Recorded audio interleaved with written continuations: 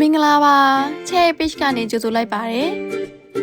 ဒီနေ့မှာတော့ချဲကတိုဘူးဒိုဘူးစုဘူတာမှာရှိတဲ့တိုဘူးတလိမ့်ဆန်ရုံနဲ့မိတ်ဆက်ပေးပါမယ်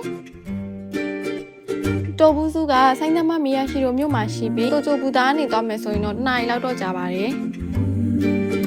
သူကတလိမ့်ဆန်ဝင်ရတခုတည်းမဟုတ်ပဲနဲ့ကစားကွင်းနဲ့ပတ်ညံလည်းရှိရောဘိုင်နှမျိုးရတာပေါ့နော်တိုဘူးစုရဲ့နာမည်ကြီးကတော့ကြားပြူပေါင်လေးတွေဖြစ်ပြီးခြေသွားရင်းကပိတ်ရလေးဖြစ်တော့အရင်တက်စီရမှာမို့အနည်းကမကြည့်ခဲ့ပါဘူး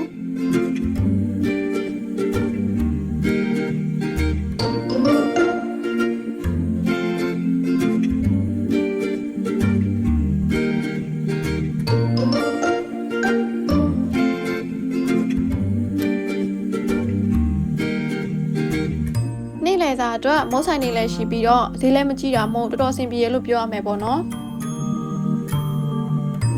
ကစားကွင်းလဲကျဲတဲ့အပြင်ကိုတလိမ့်ဆန်အမျိုးအစားတွေလည်းတော်တော်စုံပါတယ်